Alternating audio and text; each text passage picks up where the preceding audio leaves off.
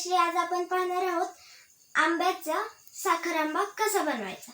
तर मी एका कैरीची साल काढून घेतलेली आहे आणि त्याचा थोडासा खीस करून घेत आहे।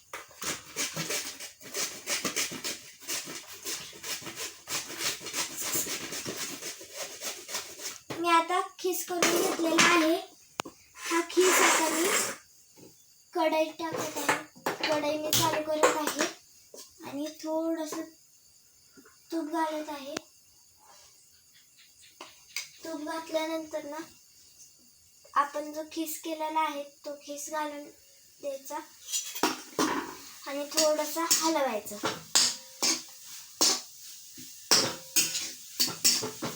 हलवून घेतल्यानंतर ना आपण थोडंसं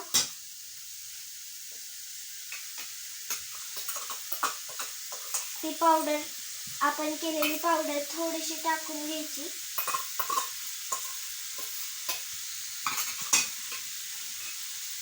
आणि मीठ टाकून घ्यायचं आणि थोडंसं हलवलं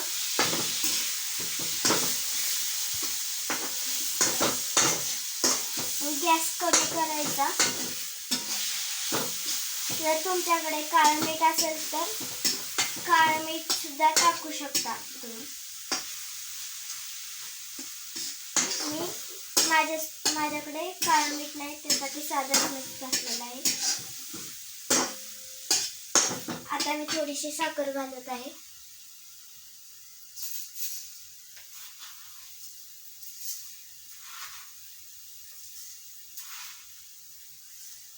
साखर घालून घेतलेली आहे। आता मी हलवत आहे। आपल्याला 1 तारीख पाक येऊन द्यायचा आहे।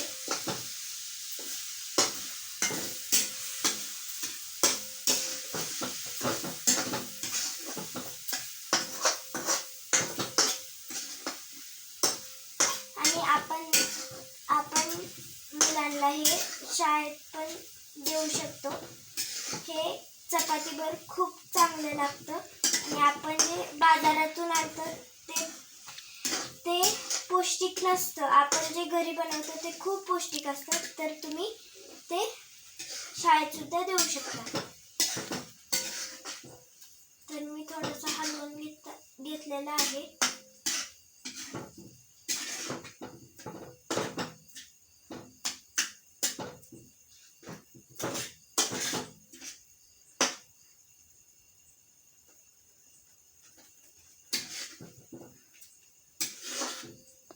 आपल्याला असं येऊन द्यायचं आहे।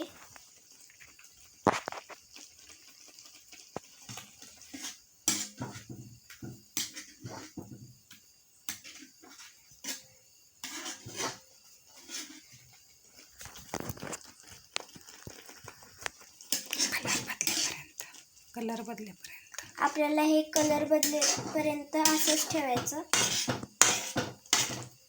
जर तुम्हाला कलर सुद्धा टाकायचा असेल तरी तुम्ही थोडासा कलर सुद्धा टाकू शकता।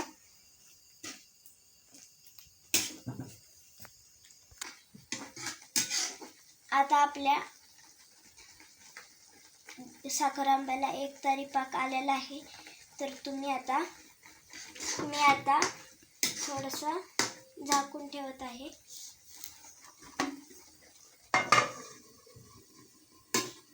मी आता झाकून ठेवलेलं आहे आणि आपल्याला गॅस बंद करून ठेवायचा फक्त 5 मिनिटासाठी।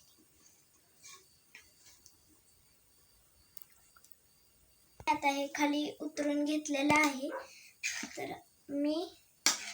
तर तुम्ही आता थोडंसं थंड होऊन द्यायचं आणि तुम्हाला गरजेप्रमाणे घ्यायचं आणि थोडंसं काचेच्या बरणीत ठेवून द्यायचं आणि आपल्या मुलांना किंवा घरातल्या माणसांना हे तुम्ही देऊ शकता। धन्यवाद।